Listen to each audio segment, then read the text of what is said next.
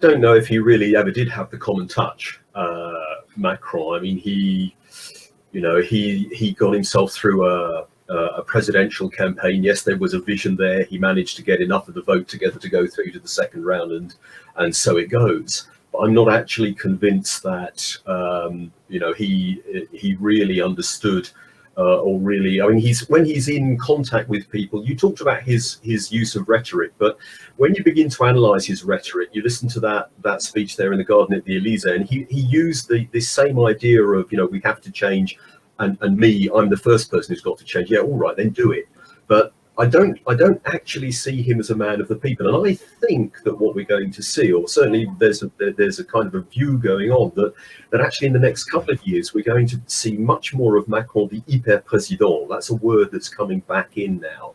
There's some very interesting speculation as well about obviously the reshuffle and the future of Edouard Philippe, and whether in fact Macron's going to move him out and bring in somebody who's going to be much more his vector.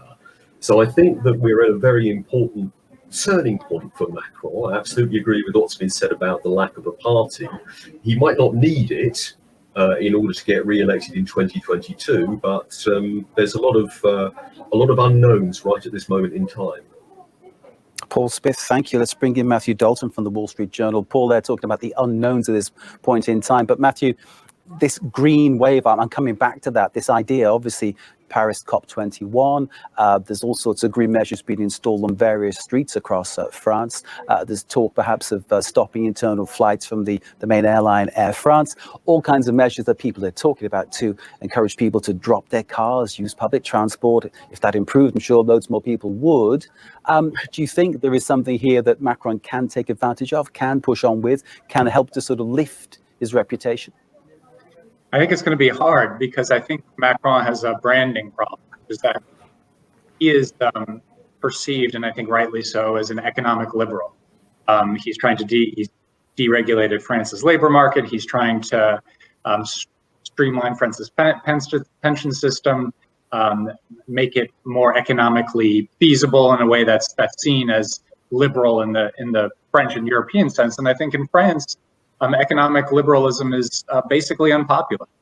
People don't like it, and Macron's policies are unpopular. And I think they were even unpopular when he was running on them.